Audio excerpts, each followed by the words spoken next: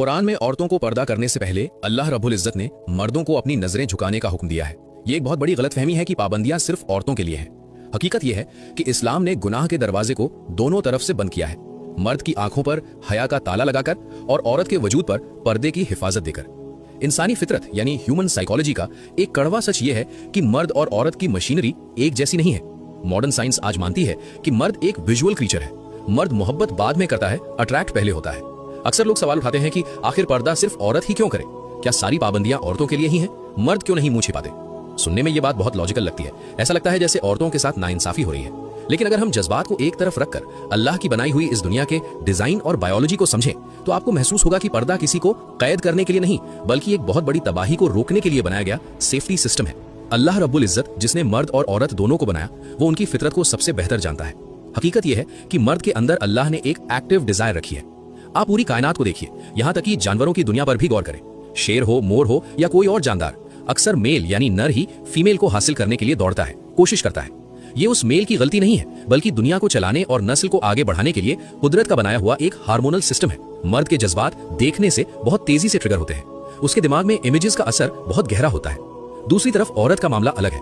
औरत इतनी जल्दी देखकर फिसलती नहीं है। औरत के जज्बात उसकी सुनने और महसूस करने की सलाहियत से जुड़े हैं। उसे इज्जत, कैर और मीठे बोल ज्यादा अट्रैक्ट करते हैं, सिर्फ शक्लो सूरत नहीं। अब यहाँ लॉजिक लगाइए, अगर एक चीज यानी मर्द की बेकाबू नजर चुंबक की तरह है और दूसरी चीज यानी औरत की खूबसूरती लोहे की तरह है, तो हिफाजत के लिए कवर किस पर चढ़ाया जाएगा? जाहिर है उस कीमती चीज पर जो अट्रैक्शन का मरकज है, ताकि उसे हर कोई इस्तेमाल न कर सके।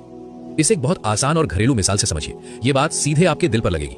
मान लीजिए एक खुशहाल जोड़ा है, पति और पत्नी। वो एक दूसरे से मोहब्बत करते हैं, हंसी खुशी रह रहे हैं। अचानक वहां एक तीसरी औरत आती है जो बेपर्दा है, बहुत सजी संवरी है और अल्लाह ने उसे खूबसूरती भी दी है। अब मर्द की फितरत क्या है? जैसे ही वो सामने आएगी, मर्द की नजर वहां जाएगी। हो सकता है वो मर्द नेक हो, फौरन नजर झुका ले, लेकिन एक पल के लिए उसके दिमाग में एक तस्वीर छप गई। अब यहाँ शैतान अपना काम शुरू करेगा। वो उस मर्द के दिल में अपनी ही हलाल बीवी के लिए कंपैरिजन यानी तुलना पैदा करेगा। वो सोचेगा, काश मेरी बीवी ऐसी होती।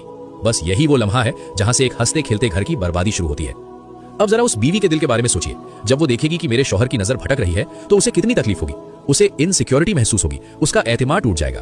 तो अब बताइए, उस तीसरी औरत का पर्दा करना क्या सिर्फ एक मजहबी रस्म थी या उस घर को टूटने से बचाने की एक हिकमत?